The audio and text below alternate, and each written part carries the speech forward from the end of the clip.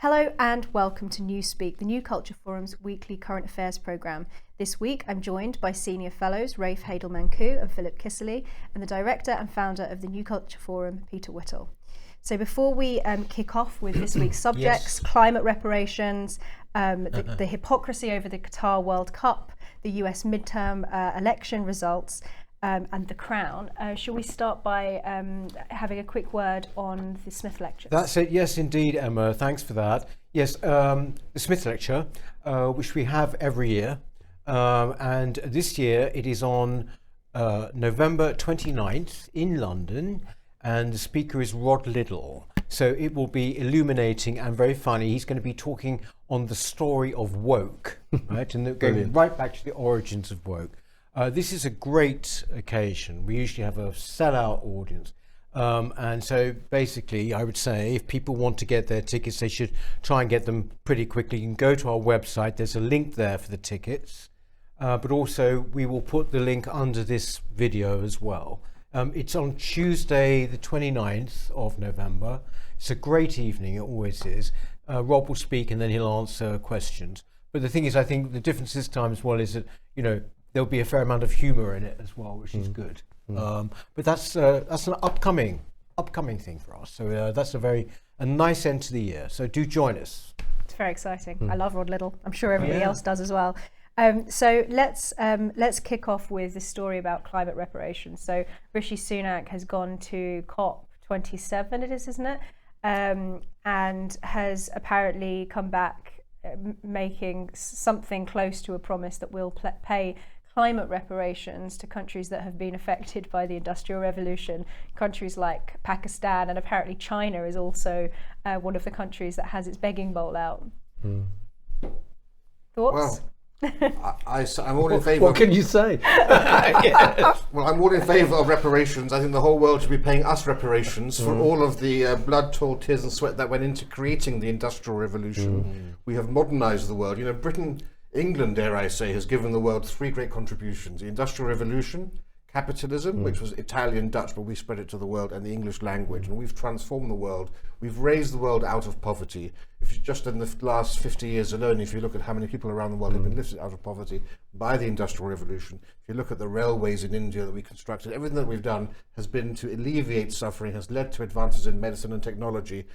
We had no idea, of course, that there were things like carbon capture and all this sort of thing that was occurring. I think the world needs to actually say thank you to Britain for advancing it by millennia in the space of a couple of 100 years. And on top of it, life expectancy, education, all of those things, and it just feels as though, like, all of these single issue things, whether it's post-colonialism or climate or any of those things, people cannot see beyond this blinkered identitarian viewpoint, and it just seems so silly. It's one of those things when I looked at the story and I actually laughed. I thought, this is insane, because we're not going to even consider things like corruption, the deforestation, which is causing floods.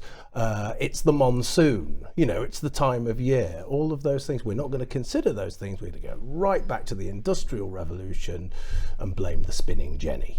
Would you agree with Alison Pearson, I think it was, who made the point that actually maybe we should be charging countries like Pakistan for patent fees for all of the things that we invented through the Industrial Revolution? Well, that's my point. That's why we should be paying reparations for all our intellectual property that we've given free of charge to the whole world. The point is, you were saying, these the three things we give in the world.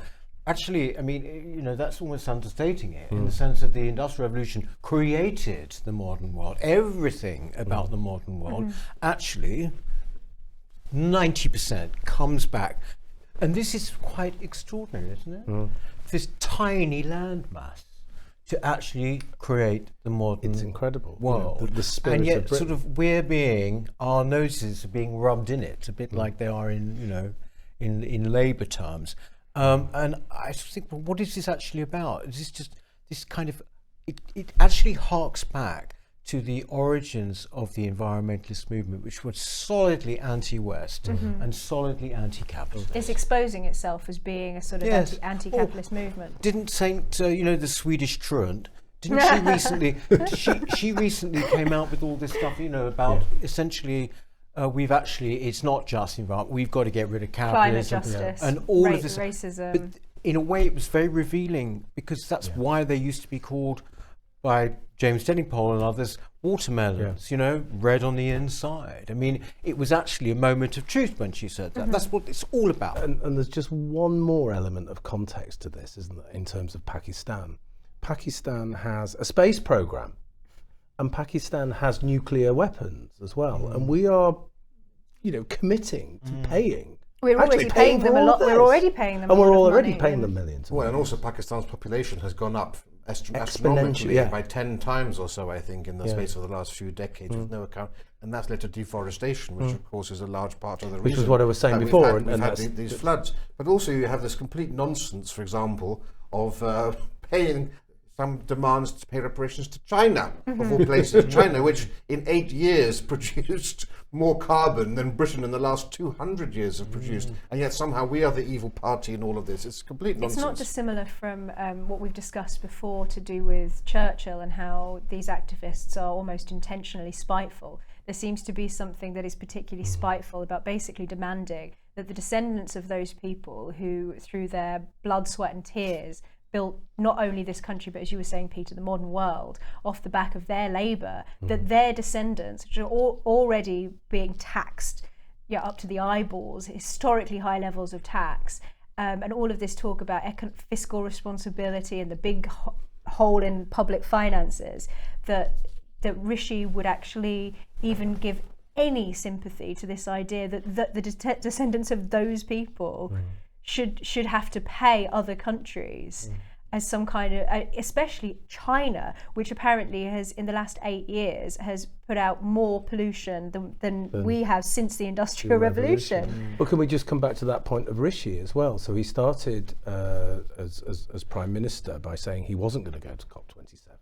And that was one of the things that I would imagine the grassroots conservative movement said, yes, great, because anybody who's even slightly to the right of the centre thinks it's all nonsense. Okay.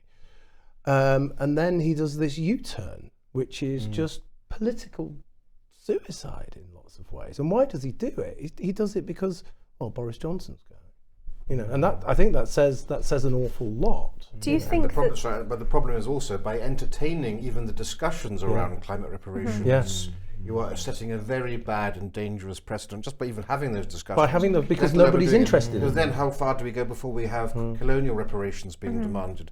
How long before slavery reparations come in? Reparations is a very tricky thing, and if they can get reparations on one issue, they won't be content. They'll kick by the that door at all. open. But strategically, it was really stupid as well, I thought, because you know the spectre of Boris is always there for him. If he can actually say, all right, well, you have the climate stuff then, and you be identified with climate, because nobody even wants Boris it or criticised this. Yeah, exactly.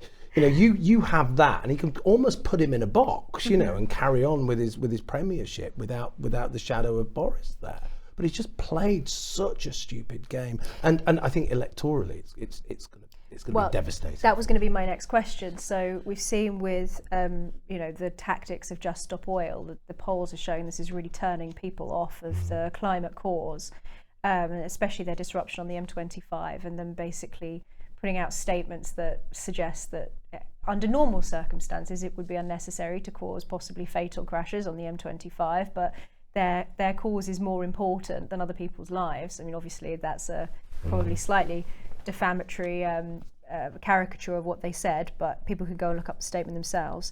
Do you think that, given that polling, that this, in addition to that, is going to really, you know, turn people against this government, turn people against Rishi? I mean, there aren't that many people for it, actually, at the moment, are there? It's like 21% well, or something. The polls, I mean, the Conservatives still managed to make up a bit of the gap. I know, in the long run, Labour is still leading, but... In the long run, no. I mean, in the long run, what difference is it going to make? It's what, we got 2 years, have we? Actually, 2 years, I think, this month, isn't there, to the next election? And I think, you know, a huge amount of things can happen before then. I think people do understand with this COP27, it's like when they see all these summits, that to an extent they're diplomatic exercises. That's the reason you'd be going as well. Because won't it be the first time he would have been seen in the context as Prime Minister, of this country? So I suppose that might be. And they were the reason. handing over the leadership, I think, of COP as well. That's So that was right. important And for him also to do that. Charles was meant to be going, King Charles, and now he's not. I think with the reparations thing, what I found interesting, I don't even know, is no one's asking China for reparations for COVID.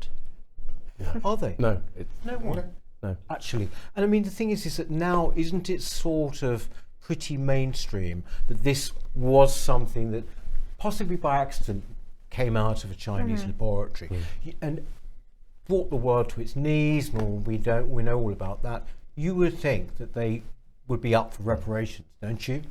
Much rather than, I don't know what's Thomas Watt and the steam, the steam engine and all the rest of it in the 18th century. The spinning jenny. Reparations are valid when it's a legal precedent when things have happened within your lifetime, and there's a way that you can make redress, but not going back 200 years. That's why my own family in Poland got reparations for the Second World War because people were still alive. That's a very different thing than your great grandparents 200 years ago, 8 generations back. But then the logic is not the surface level logic that would make that make sense. You'd say, well, of course, why therefore wouldn't we ask China for reparations?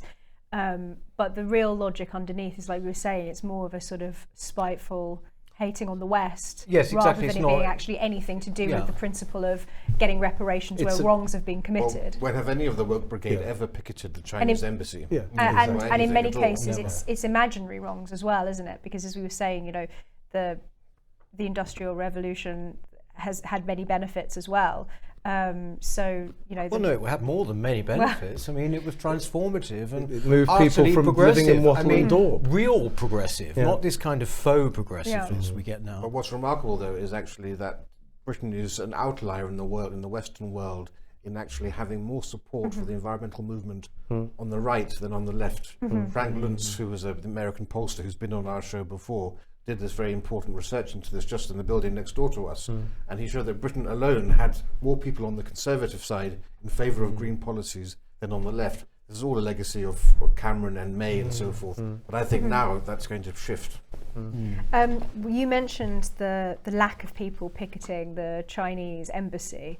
That ties in very neatly to our next subject, which is the hypocrisy over Qatar, these footballers who are always busily virtue signalling, but when it actually comes down to it, they're very happy to take the money of countries that do not align with their values. And so let's just take a quick look at a clip of Gary Neville on Have I Got News For You. Ian, is it coming home? What, your reputation? You're commentating there, aren't you? Yeah, I'm commentating there. And what's the defence? Football term. Commentating there? Well, you've got a choice, I think, haven't you? What, going or not going? Well, my view always has been that you either highlight the issues and challenges in these countries and speak about them, or you basically don't say anything, you stay back home and don't go. And I've always said we should challenge them. There's another option. You stay at home and highlight the abuses. You don't have to go and take the Qataris' money. I think what's interesting about that really is how incredibly satisfying, at least I found it, to see this guy being. I don't think he saw it coming, actually, Gary Neville. I don't really know much about it. All I know is, isn't he he's a bit of a Labour supporter? Very, very much so. He's become the poster boy for this all whole of this thing. nonsense. He's quite right. I mean, I haven't got much time for Ian Hislop either, I'm afraid, these days. But when he said about the highlighting the issues, they've always said that. If you remember the cricketers going to South Africa, things like this, we'll highlight the issues. Why can't you do it here? I mean, do it here. Well, no, the classic is Jeremy Corbyn, isn't it? He's always going to Iran and he's on press TV to highlight the issues. He never manages to get to Israel, but he gets to Iran. Yes, exactly. So I thought it is, it is. Of course, it's utter hypocrisy. I mean, they're not. Sometimes they're not the brightest, are they? I mean, like, what's his name? David Beckham has taken out a colossal amount of money. He's been very, very pro-LGBT. that point you've just made about them not being the brightest, but Gareth Southgate saying it's our job to educate. Now, when people like that talk about educating people, they mean indoctrinate. They don't mean educate, because education is a dialogue. This is just indoctrination, and they are absolutely and utterly the wrong people. But you to can see it in educate. that guy's face. Yeah. Gareth Southgate, kind of, I don't know, but there's this kind of, it's a kind of woke face, you know. I think you're right that he didn't see it coming. You could see sort of Well, he didn't respond, almost did he? naively, like a child who doesn't realise he's about to get told off, not realising that what he was doing is so hypocritical. And I do wonder whether, I mean, you could ask, well, you know, is it maybe because they don't actually care about the things that they profess to claim about, that they're just doing it because it's good optics?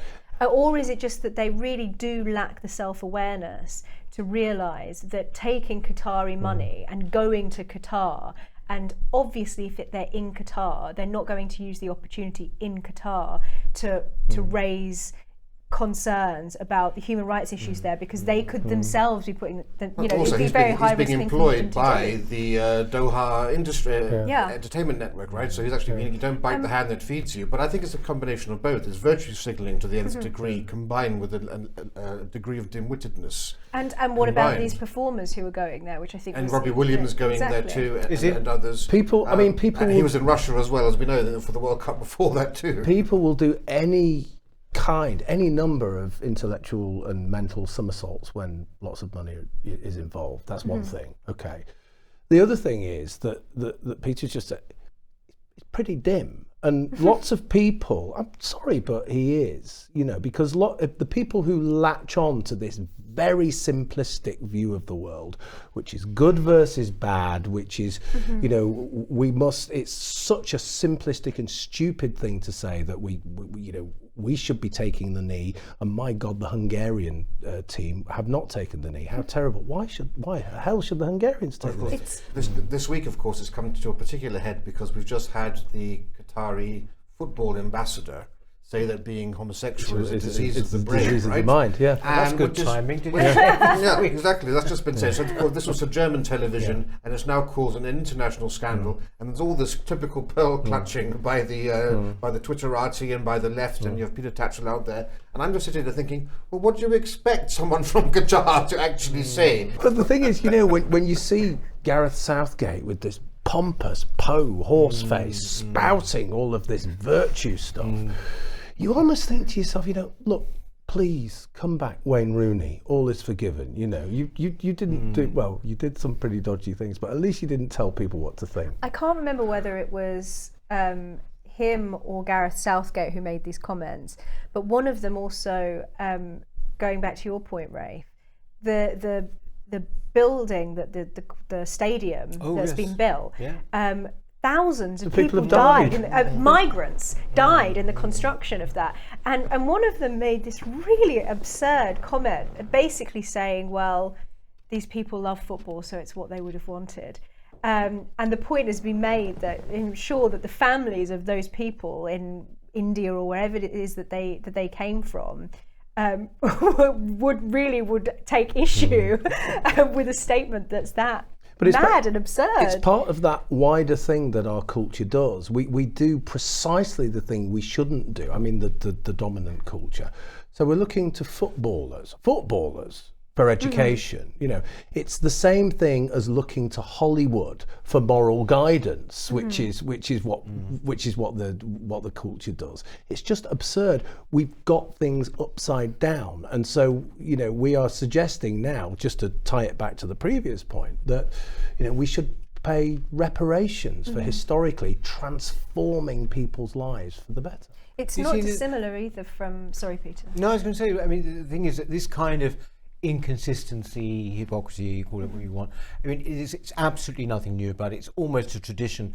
As you said, showbiz, going right back to the 1980s and before, you know, sort of countercultural, as they were then called, pop stars, rock stars would be the same. I mean, you know, on the gay issue, for example, I mean, all the people, rock stars, footballers, or whatever, you almost never see them criticising what happens to gay people in Muslim countries, for example. You never. If you talk about Putin and Russia, and I'm not saying they shouldn't, they go crazy. I mean, your Stephen Fry's and all these people, they will go mad about. One principled one, and I think he's a little bit over indulged, is Peter Tatchell, in the sense that he went and did a citizen's arrest on Mugabe, didn't he? but basically they steer clear of countries where they think it might be a bit of a problem. They can go for Putin because I think he's white and Christian. Right, so that they feel okay about that, but they wouldn't go to any of. They wouldn't look and say, well, Iran has, executed 4,000 gay people in the past 3 decades. You're never going to get, One Direction or whoever it might be highlighting that.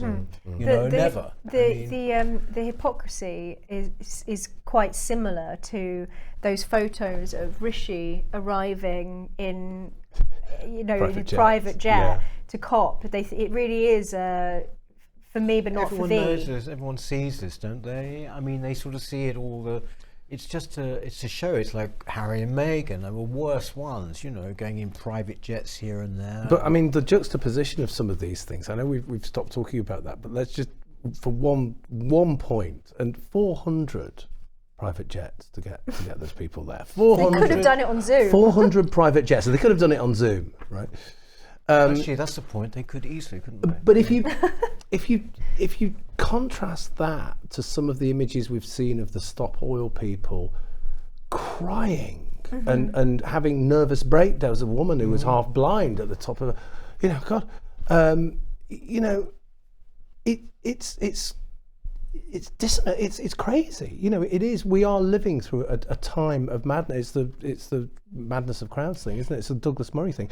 But it really is mad. Some of these people, though, are really the ones at this stop, or they have reached a point of hysteria. They've been brought to a point of hysteria, I think, now, an irrationality. Any surprise when you've had Roger Hallam, the chap who founded Just Stop Oil, telling in a YouTube video, sort of thing children will watch, that their parents are going to get raped. Climate change is going to lead to home invasion, your parents being gang raped, and then your eyes being poked out with sticks. That's the logical end game of climate change. It's a form of mental and anything, you're not surprised that these kids are petrified as a result of that. Do you think that, we know we've talked about this before, but just watching some of these videos of some of these activists, like the really hysterical girl, but there are lots of other examples, that they actually are bordering on eco-terrorism, that they really, it's very easy to imagine how they could someone could step over that line very and think easily. Think that whether it's suicidal or homicidal, that they are hysterical to such a degree now that they think that the emergency is so bad that it would justify the taking of human life, whether it's their own or others. Yes, it's only a matter of time. Poppy, we had on recently, Poppy Coburn, I think, and she was once in, wasn't she, the environmentalist movement.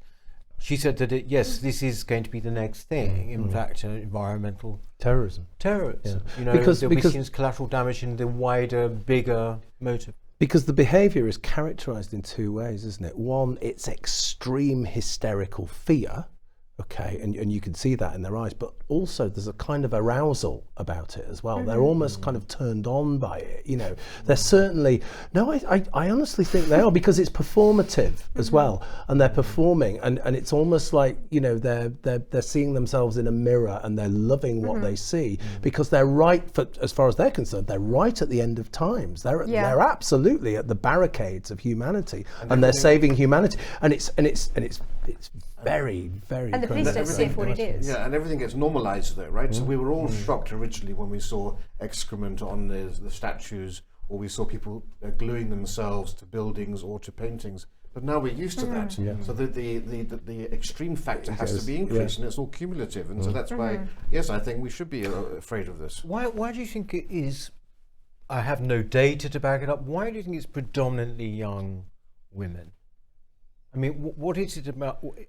Well, it's also a lot of old people, actually. It's a white middle class issue. White middle, but the kind of real. What one reason is because it comes from the culture that is in arts faculties in university. That's one source, and I couldn't give a specific percentage, but something like 70% of students are female in those places. So I mean, there are lots and lots of other reasons, but if you're talking about universities as incubators for this kind of thing, which they undoubtedly are, that's one reason. They also seem very, very young. Like this girl in the video, she's 24. She's not much younger than me. But then there was another one who was much older, similar sort of thing. The woman was 54. They really look very, like they seem a decade younger than they are. And I don't know if it's because it is a case of like imitating the Swedish truant, or whether this is a kind of... Well, because they come from massively privileged backgrounds. They've kind never of had like, to worry about anything, so they need to fabricate something to worry about. It's like more of the delayed adolescence, that it's something to play with. They're playing. Yeah. But just to remember also that they've had this fed to them as a diet every day in primary school, all of their lives. Secondary school. So you've got a whole generation of brainwashed people, and for them, 20 years is a lifetime because they're only 20 years themselves. So the idea of the world ending in 20 years, I mean, they can't, get their heads around this, and it's basically just fear fed by the education and narcissism as well. Narcissism as well. Look at me, I'm doing this, I'm important. People want to be important. When in a complex world where it's difficult to understand where you are, young people, especially young people with I would say mental illness, a lot of them, it's a very, very good place. And society elevating them and telling them that your views are important. You're a victim, and you're a victim and stupid. Also, going back to the 80s, you had the similar situation with the Greenham Common women. Do you remember those? Yes. They were a constant feature for a matter of years, and they encamped around the Greenham Common airbase. It was to stop cruise missiles coming here. But again, it was a women's movement. I wonder whether it's something to do with something striking at security, the personal security. Which is, almost something just fundamentally enjoyable about being part of it, probably. Yes, that is appealing. Being part of a group. So let's move on to the US midterm elections. So the results pretty bad for Donald Trump, to say the least. But the results... Do we quite know how bad for him at this point? I don't know. Does anybody have any updated information on this? Well, at the time of recording, the House has gone by a very slim majority. Congress has gone by representatives to the Republican Party, but not by anywhere near as much as they expected. And the Senate still hangs on the balance. Biden's done much, much better than he thought he would do. And the big winner is Ron DeSantis. Yeah, and the candidates as well that Trump backed have all done very badly, and it's now looking, as Philip said, as if it's going to be Biden versus DeSantis, which is a dream come true, because Biden... we don't know that yet. We don't know whether DeSantis is going to... there have been plenty of winks and nods in that direction. And he is the dream ticket. If it is the case that it is DeSantis versus Biden, I mean, everybody knows that Biden is like on his last legs anyway, and DeSantis is just, he's a dream. Yes, you get all the pros of Trump with DeSantis and none of the cons, which is an issue right now. But the question is, of course, whether Trump is going to willingly stand down. Now, November the 15th is supposed to be the date upon which a big announcement was made. He's declared this because he was assuming there was going to be a big red wave, and on the back of that. But he's also said that if DeSantis runs for office, Trump is going to say all sorts of things about his personal life, about DeSantis, which is remarkable when you think one of the people who's closest to you politically and who you would hope would carry on the torch. But this is because Trump's motives are much more personal, and this is about Trumpism rather than conservatism. And one of the Republicans said, a great line: "We've got a Trump problem."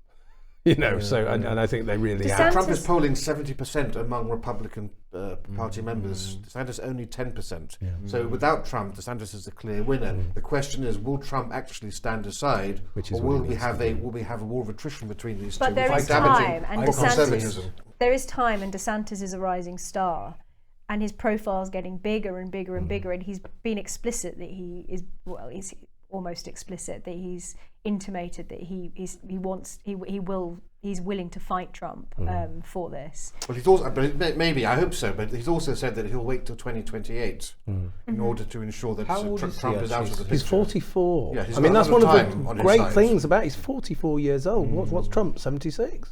Yeah. Like Trump, the idea that Trump would just simply would bow out and say, actually, It's not going to happen. It's not going to happen. no chance. I think this is the problem. Is that whatever you think of Trump, and basically, I think he's been remarkably important in highlighting certain things and bringing certain things about. Nevertheless, there is this kind of thing where, he called him Ron DeSanctimonious, and I just thought, come on, why? Why do you have to do this? It's all very... well, it's sort of, you say it's a personal thing. It's sort of, it comes not about the good of the country, but it's about the personal, how he sees himself. Yeah, but I mean that's the problem with Donald Trump, isn't it? He comes with so much jeopardy. There's so much positive, and I really think there is. I admire so much about him, but he's the wildest of wild cards. This is the point, because I know a lot of our viewers really like Trump as well. But it's important to say, yes, well, I understand the appeal there, and but the personality of Trump is the problem here, and the issue isn't loyalty for Trump. It's what's more important, your loyalty to Trump or the Republican Party actually winning the next election. And because of Trump and his election-denying issues, that's very divisive in the nation as a whole. So you're losing a lot of mainstream voters. And then also Roe v. Wade. We have to remember 70% of Americans are actually opposed to the overturning of Roe v. Wade. Yeah. And so those two things together make it much more difficult for the Republicans to win than it would do under Ron DeSantis. Because you have to also factor still in Roe v. Wade will still be an issue. But with DeSantis, you'll lose all the negativity that Trump attracts amongst non-traditional Republicans. And the Roe v. Wade thing, is a really important thing, isn't it? Because in a way, for us, that separates our cultures. It's not the big thing for us that it is in America. The abortion thing. So that's one of the things that is a really important thing. And it's galvanized young voters in America. That's one of the reasons that the Democrats have done much better. Is people who don't normally vote now think they've got a vested interest finally in voting. So the downside of the overturn of Roe v. Wade is the fact that it's actually energized the left. And if you want to understand that a little bit more, Matt Walsh is really good on that. For viewers, if they want to explore that a little bit more, Matt Walsh is an excellent commentator on that. DeSantis as well has proven in Florida at least that, I mean, he's increased his majority there hugely. Florida used to be a swing area, and he's managed to win over votes that, like the Hispanic vote, for example, that essentially he's proved his mettle. He's proved what he might be able to do on a national level. And so I'm interested to know what you think of, obviously in the UK, unfortunately, we are downstream of American politics and cultural change in many ways, maybe not in all. Yeah, no. But these things do affect us. And so how do you see this playing out in terms of, so if Trump is the one to run, maybe the Republicans lose the next election. If DeSantis is to run, maybe they win the next election. What would all of these different options mean for us in the UK? Well, I mean, I would say, first of all, on your point about these being, we're downstream from American, I think it's hugely, overemphasized, actually, the importance of these elections for Britain. And one of the reasons for that, and the amount of coverage of them compared to our own elections has increased and increased and increased. And that is because the political class here is obsessed with America, actually. It's why, if you look at all the way in which they present politics now, or the way they want to present it, it's very presidential. They love the House of Cards. They love all that feeling. I'm talking about our political class, the people that, swim around these waters here. And, so therefore it's very, very, it's always terribly important to them, not to most other people. But in this country, in answer to your point, I don't actually think it'll make much difference to what happens here. I really don't. My main worry about what's happened, really, and Rafe has already kind of alluded to it, is the kind of sense of vindication it will give to the whole left woke agenda in America. That's for me is the upsetting thing about this and election. that, I suppose, if you're talking downstream, I agree with you totally, Peter, about the politics. I think that is overemphasized massively, but we are downstream from the culture, and all of the woke stuff that we always talks about absolutely comes from there. And if that's galvanized, if we get a new wave of that, we will really feel that. I mean, by God, we're feeling it intensifying. now. Yes. Yeah. Okay. Fair enough. Well, there are 2 points here, I think, that have been brought out for me seeing the DeSantis victory. One was the victory speech that he delivered, where he channeled Churchill. Yeah. And he said, "We will fight the woke in the legislature. We will fight the woke in our schools. We shall never surrender to the woke mob. Florida is where the woke comes to die." And I thought, why haven't we got somebody on the right brave enough to stand up? It's not rocket science. You know that there's an audience out there crying out for this. Why can no one do that? That's the first thing. Second thing is, actually, DeSantis provides a model, a blueprint for British conservatism, because he's managed to get the ethnic vote to come over to the Republicans. And of course, the great fear was that the Republican vote depended upon white blue-collar workers who were disappearing as a proportion. But if in this country we can do the same thing and bring over the conservative Indian vote and so forth, fueling the Tory ranks or the Conservative Party ranks or just the ranks of the right wing, we'll finally be able to pierce that problem that we have with mass immigration, which is that currently they tend to vote 80% for the Labour Party.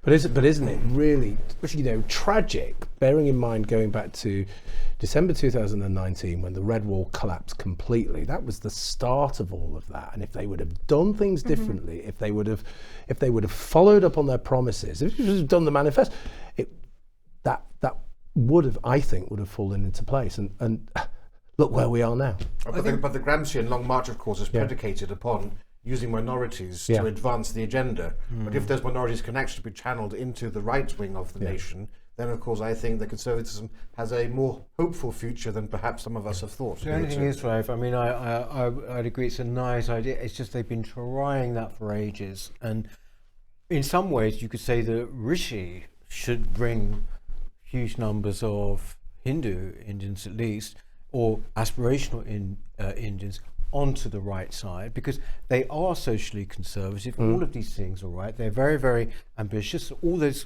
great things. It doesn't translate often into Tory votes, you're quite right.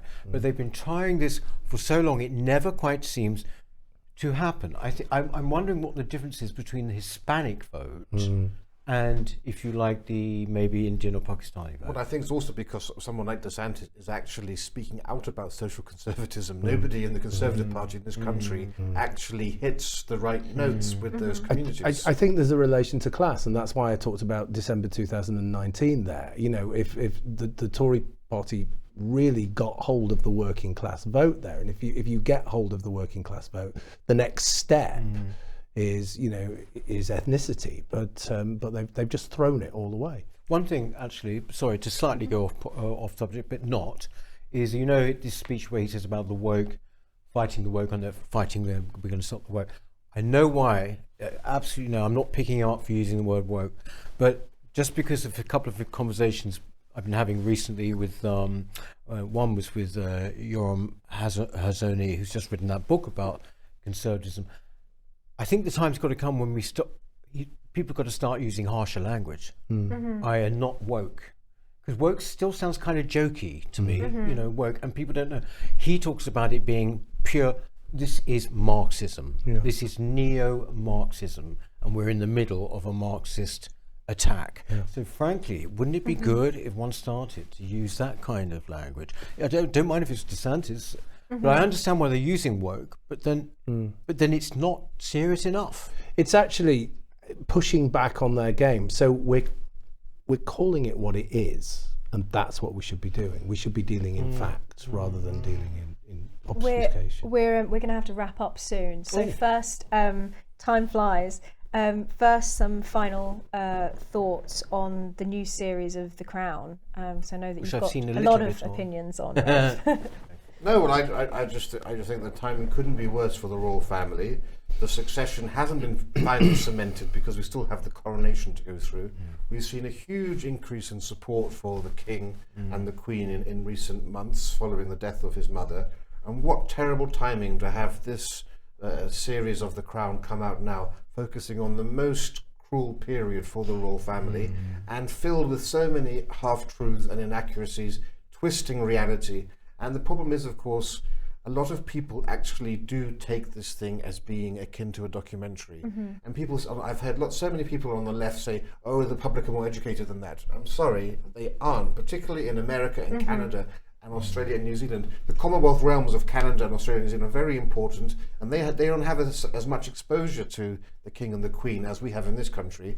And I'm afraid that he hasn't even been there yet, and the reception he's going to get, I think, may be tarnished by this. I've had so many comments that I've had over the last few weeks discussing this with people in the media, people who've said, oh yeah, my auntie has changed her view of the monarchy because of the Crown, and it's never in a positive way. What just for those who are watching or listening, myself included, who haven't who don't watch the Crown, haven't seen any of it, what period is this covering, and what are the distortions that are particularly a problem? So this covers the 1990s, around the Annus Horribilis, of course, 92, when we had the divorces of the Queen's children and the fire at Windsor Castle, all the way through to the death of Diana, etc.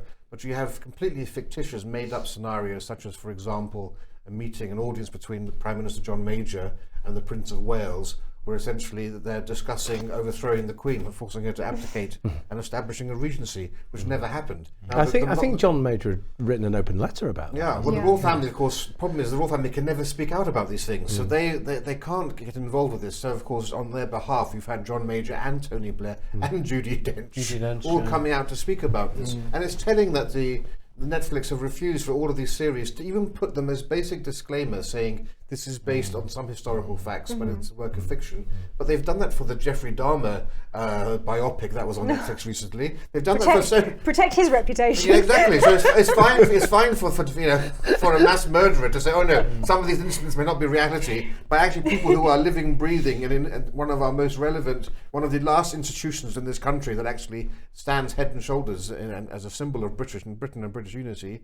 I think it's just shameful. And I would agree with that. It's got worse, obviously, the nearer to time that it's got. I mean, the nearer to our time. It was probably at its best when it was doing the 1950s and maybe even the 1960s. It was certainly more sympathetic in terms of the people involved. But, I mean, I think the reason why people think it's a documentary, particularly in countries outside of ours, well, it's something in its favour in a way. It's so beautifully made, and it is, and they get details right. That's the problem. They get the trappings right. So therefore, people sort of think, well, obviously that must be. Also, they can't libel them. So that's what often people say. Well, if it's libelous, surely they would be sued or whatever. It doesn't work that way. I think that is the big difference will be, as you say, in the Commonwealth and in America. I mean, I've watched a little bit of it. All I would say is the woman who plays Diana, Elizabeth Debicki, I think her name is just remarkable.